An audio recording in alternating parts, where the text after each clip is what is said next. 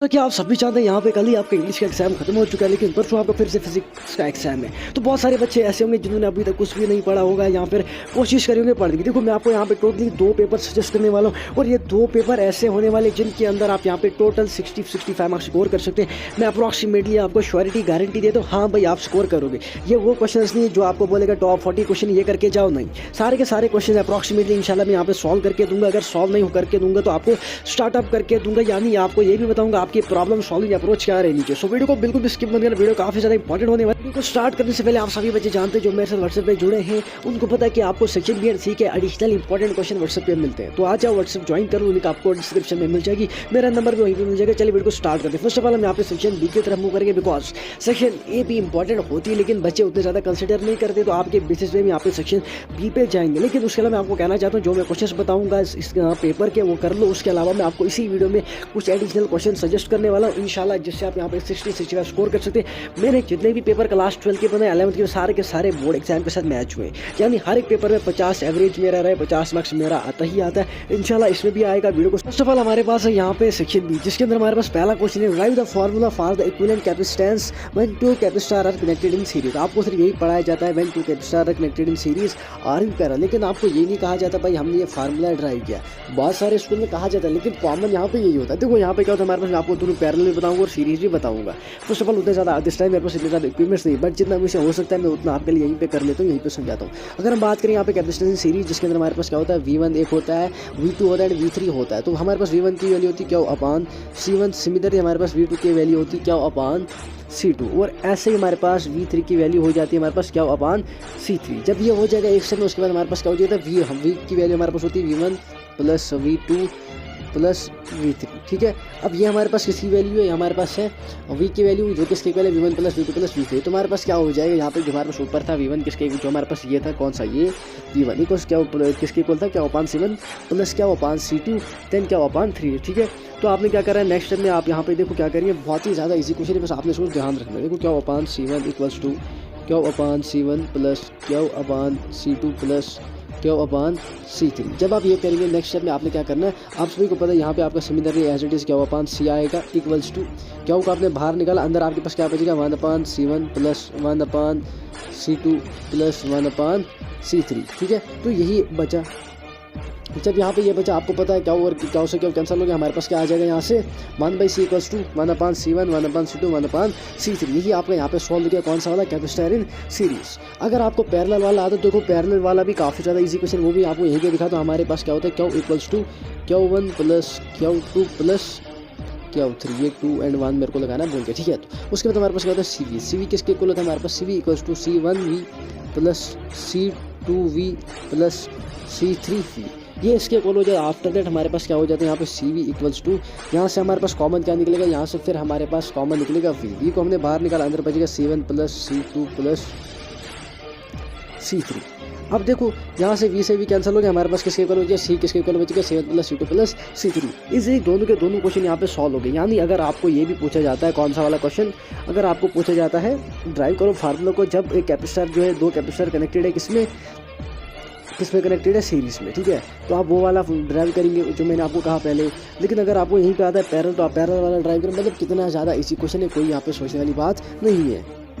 उसके अलावा यहाँ से लॉन्ग में आपको क्वेश्चन आता है कौन सा वाला ड्राइव होता है capacitance of a parallel plate, इसके लिए आपने क्या होता है एक्सप्रेशन को ड्राइव करना, तो वो मैं नेक्स्ट आपको बता दूँ। उसके बाद हमारे स्टेट एक्सप्लेन ओम्स लॉ। अब कितना ज़्यादा इजी क्वेश्चन है, ओम्स लॉ आपको पूछा जा रहा है। ओम्स लॉ आपने 11th में भी पढ़ा है, ओम्स लॉ होता क्या है। तो उसके बाद नेक्स्ट क्वेश्चन आपका रहेगा what is ampere circuit law drive its expression. आपने एम्पियर सर्किट लॉ को जो है वो डिफाइन भी कर लो, उसके बाद इसके एक्सप्रेशन को भी ट्राई करो। ये क्वेश्चन काफ़ी ज़्यादा इंपॉर्टेंट है, ये क्वेश्चन इंपॉर्टेंट है, ये क्वेश्चन इंपॉर्टेंट। देन उसके बाद right 2 differences between AC and DC। AC and DC के बीच में आपने 2 डिफरेंस लेने, मतलब मैं जितने भी क्वेश्चन आपको सजेस्ट करता हूँ आई नो दैट वो काफ़ी ज़्यादा इंपॉर्टेंट होते हैं एग्जाम पॉइंट ऑफ व्यू। और मेरे हर एक क्वेश्चन की प्रोबेबिलिटी रहती है भाई हाँ ये क्वेश्चन आएगा। मैं कभी भी आपको एरा गहरा या ढीला क्वेश्चन नहीं देता भाई, मैं जानता हूँ कौन से क्वेश्चन आते हैं कौन से नहीं आते।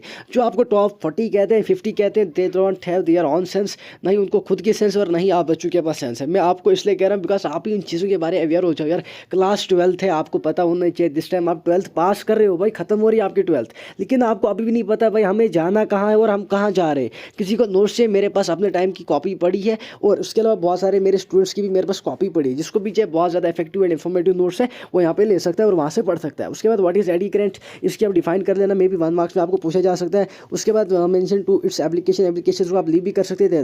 एक्सप्लेन बेविस्टर लॉ ऑफ पोलराइजेशन, देखो अब ये नहीं बोलो सर ये कहाँ से है, देखो यहाँ से क्वेश्चन आपका अराइज होता है। डिफाइन पोलराइजेशन वो भी आपको आ सकता है या फिर ये क्वेश्चन आ सकता है, लेकिन बेस्ट आपके लिए यही रहेगा इसको पढ़ो, सिर्फ थोड़ा सा कंसेप्ट रख लेना, ज़्यादा नहीं कंसेप्ट रख लो। उसके बाद डिफाइन पोलराइजेशन वो आपको पता होना चाहिए पोलराइजेशन होता क्या है। नेक्स्ट है आपका यहाँ पे describe the working of P injection diodes in forward Beas, ठीक है। फॉरवर्ड बियास में आपने क्या करना है, वर्किंग क्या डिफाइन करनी है, डिस्क्राइब करनी पी इंजेक्शन डायोड की।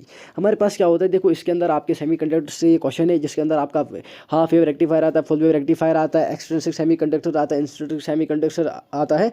इंट्रिंसिक सेमीकंडक्टर वो कंडक्टर्स होते हैं जो प्योर होते हैं, ठीक है। और भी उसके कुछ डिफाइन है वो भी आपको आता है। फुल वेव रेक्टिफायर आता है आपको वहाँ से, और भी बहुत सारी चीज़ें आती हैं, हम थोड़ा आगे पहुँचे वो भी डिस्कस करेंगे। नेक्स्ट हमारे पास write the short note on the nuclear fusion with an example, ये क्वेश्चन आपको पिछले साल भी आया था और इंशाल्लाह इस साल भी आ जाएगा। उसके बाद explain the basic logic gates a and or N O T with truth tables, इस क्वेश्चन को आप लीव कर सकते हैं, ये एक्सेप्शनल है, मैंने इसलिए रखा है, मे बी आज तक कभी आपके एग्जाम में पूछा नहीं गया, फिर भी मैं कंसिडर कर रहा था क्या पता पूछा मत जाएगा, दैट्स वाई मैंने यहाँ पे रखा, क्योंकि बहुत सारे बच्चे ऐसे होते हैं जिनको ये क्वेश्चन आते हैं। नेक्स्ट हमारे पास सेक्शन सी जिसके अंदर हमारे पास पहला क्वेश्चन रहने वाला है, describe an expression for energy stored in capacitor, ठीक है। ये वाला क्वेश्चन काफ़ी ज़्यादा इंपॉर्टेंट है, बिल्कुल भी मिस मत करना है। Energy stored in the charge capacitor, अच्छे से देखो, कंडक्टर नहीं सॉरी कैपेसिटर के अंदर। देन इसके बाद explain the principle construction and working of a moving coil galvanometer, आपको 4 मार्क्स के क्वेश्चन में भी आ सकता है। अगर 4 मार्क्स में आएगा सॉरी 5 मार्क्स में, उसके अंदर आपको ये बोलेगा पहले तो इसका प्रिंसिपल कंस्ट्रक्शन एंड वर्किंग जो है वो एक्सप्लेन करो, after that conversion of ammeter into galvanometer and conversion of conversion of voltmeter into ammeter, ये क्वेश्चन आपको वहाँ से आता है। बहुत ज़्यादा इंपॉर्टेंट क्वेश्चन है, बिल्कुल आप इसे मिस नहीं करेंगे। फिर से कह रहा हूँ गैल्वेनोमीटर मोस्ट इंपॉर्टेंट क्वेश्चन है, मिस मत करना। देन हमारे पास क्वेश्चन में 22 ड्राइव लेंस फार्मूला को आपने ड्राइव करना है। उसके बाद 23 हमारे पास what are the characteristics of electromagnetic waves, EM के कैरेक्टरिस्टिक्स क्या है, राइट देयर एप्लीकेशन, आपने इसकी एप्लीकेशंस भी लिखनी। नेक्स्ट हमारे पास explain the concept of interference of light and derive Young double slit experiment, यहाँ से आपको आ सकता है constructive and destructive interference of light, ये वही है सेम एज इट इज, ठीक है। तो यहाँ पे आपको पहले है डबल स्लिट इक्वेशन, इसको आपने ड्राइव करना अच्छे से। देखो जो ये पेपर मैं आपको सजेस्ट करता हूँ इसको अच्छे से पढ़ो, उसके बाद आ जाओ सर हमने कर लिया, फिर मैं आज ही आपको शाम को 8 बजे दूसरा भी प्रोवाइड करूँगा, नहीं तो मुझे फिर दूसरा कॉल प्रोवाइड करना पड़ेगा, इस वजह से बच्चों को फायदा नहीं होगा क्योंकि वो उसे कवर नहीं कर सकते। जितनी जल्दी आप इसे कवर करेंगे तभी मैं आपको दूसरा पेपर यहाँ पे प्रोवाइड कर सकता हूँ। नेक्स्ट हमारे पास the photoelectric effect and derive Einstein photoelectric equation, देखो जो बाकी यूट्यूबर्स है उनका काम क्या होता है, रेवेन्यू जनरेट करना। दिस टाइम मेरा कोई रेवेन्यू जनरेट नहीं हो रहा, मैं ऑनेस्ट हूँ आपके साथ, ईमानदारी दिखाता हूँ, ऑनेस्टली मैं सच कह रहा हूँ आप बच्चों को। देखो उनका ये अगर वो कुछ भी यहाँ पे चढ़ा दे भाई 100 क्वेश्चन भी डाल देगा, बेशक वो एग्जाम में नहीं आते हैं, उसका क्या होगा भाई, आपने व्यूज़ देखा रेवेन्यू जनरेट की, बट ऐसा नहीं है। मुझे यहाँ पे आउटपुट चाहिए, इनपुट मैं आपको दे रहा हूँ, मुझे आउटपुट आपका चाहिए। हाँ आप रिस्पॉन्स तो हमें कहाँ पे डाउट है सर, हमें ये क्वेश्चन चाहिए वो क्वेश्चन चाहिए, जैसे बच्चे आते हैं सर ठीक है हमें आप जैसे टीचर चाहिए, आप अच्छा पढ़ाते हो। बहुत सारे बच्चे आते हैं सर जो आपने केमिस्ट्री का पेपर बताया था वही आया, मुझे इससे ज़्यादा कुछ नहीं आता है, नहीं मुझे इससे ज़्यादा और कुछ है। देखो बहुत सारे यूट्यूबर जो आपको 100 क्वेश्चन सजेस्ट करते हैं वो क्यों नहीं बोलते हाँ मेरे पेपर से आया था, बिकॉज जब आया ही नहीं वो कैसे बोलेगा हाँ मेरे पेपर से आया था, लेकिन फिर भी बच्चे आप वहीं लौट के वहीं चले जाते हैं, ठीक है।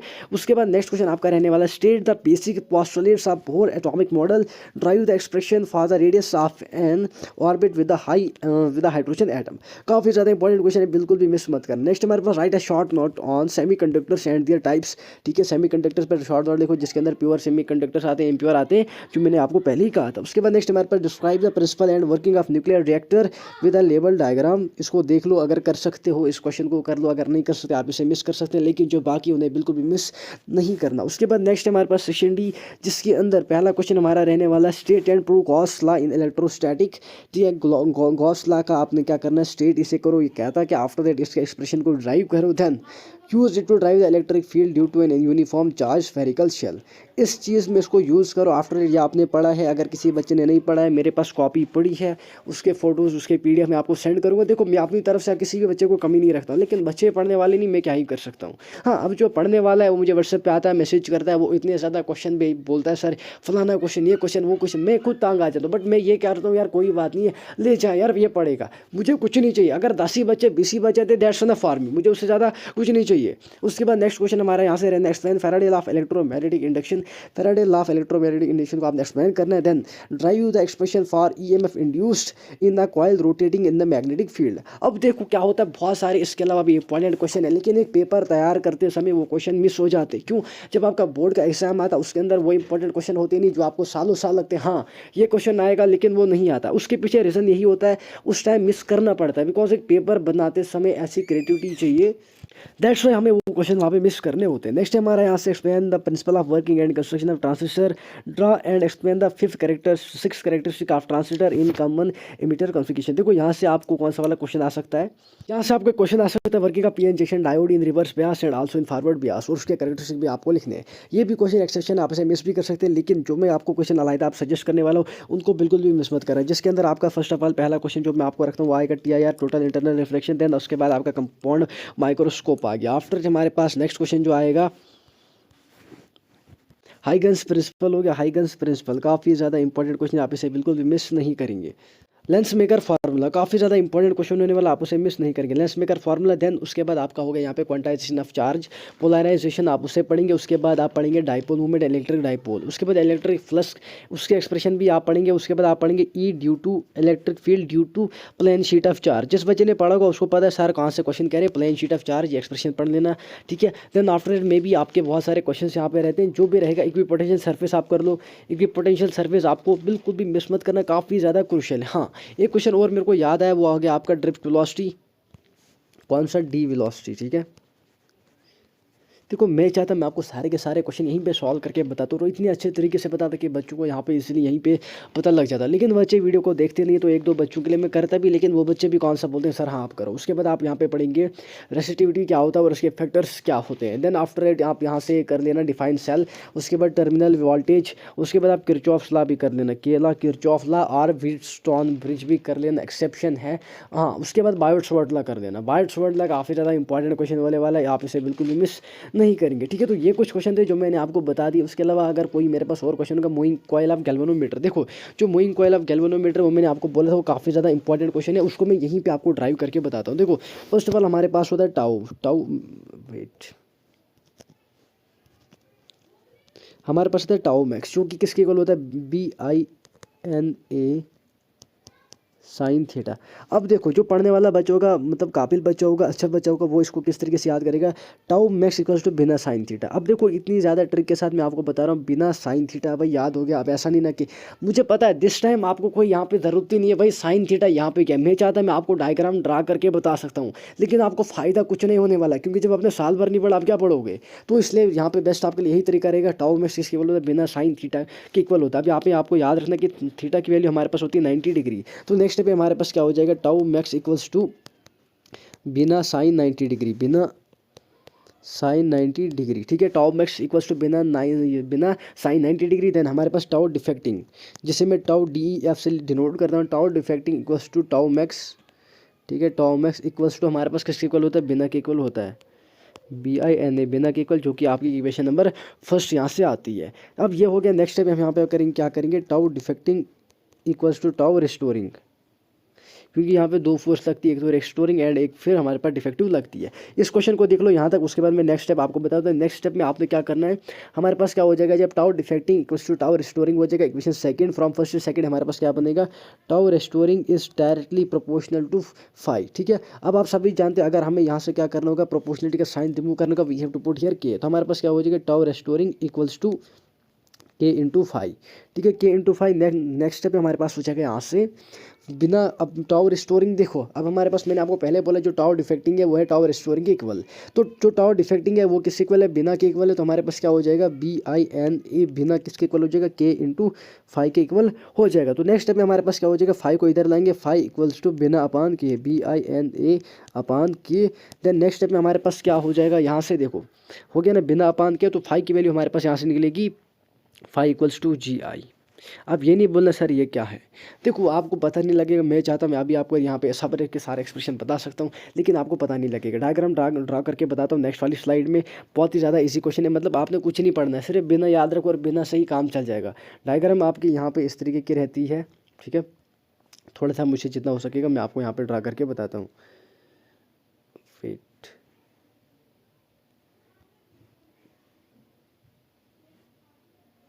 इस तरीके यहाँ से आपकी ये डायग्राम खुली होती है यानी, ठीक है। तो यहाँ से भी आपका ये आप समझिए, हाँ इस तरीके की आपकी डायग्राम होती है। ये भी यहाँ से आपका खुला होता है। तो यहाँ से हमारे पास, चलो खुद ही देख लेना, गो थ्रू कर दो, मुझे अच्छी तो यहाँ पे बनी नहीं। उसके बाद आपको यहाँ से क्वेश्चन आता है conversion of galvanometer into ammeter, जिसके अंदर आप क्या करते हैं यहाँ पे conversion of galvanometer into ammeter, G into AM लिखाता हूँ मैं आपको AM। इसके अंदर आप क्या करते हैं V इक्वल्स टू IR, ठीक है। VIR के इक्वल हो तो हमारे पास क्या हो जाएगा यहाँ पे I minus IG equals to IGH।